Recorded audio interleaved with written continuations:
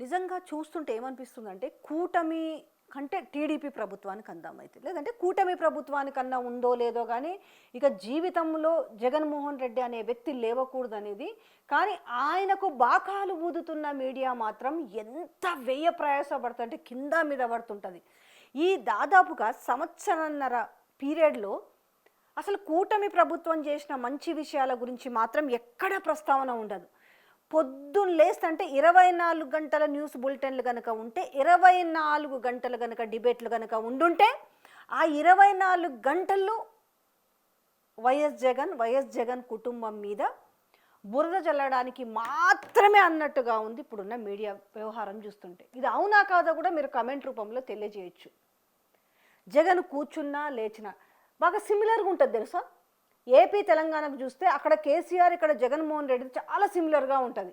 బయటికి రాకపోతే రాలేదు అంటారు.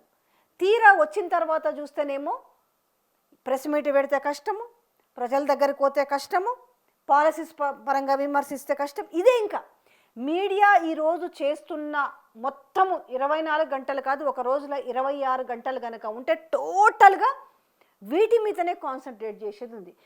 ఎట్లా ఈ రకంగా ఉంటే జగన్మోహన్ రెడ్డిని ఎట్లా వీళ్ళు తొక్కాలనుకుంటున్నారనేది అర్థం కాదు. ఎంతసేపు జగన్మోహన్ రెడ్డి తొక్కాలి, 11 సీట్లకే పరిమితమైందని ఒకవైపు ఎగతాళి చేసుకుంటూ మాట్లాడతారు, మరొక వైపు జగన్మోహన్ రెడ్డి అడుగు తీసి అడుగు బయట వేస్తే అసలు నిజంగా చెప్పాలంటే ఒక రకమైన పబ్లిసిటీ మొత్తం మీడియానే ఇస్తుంది.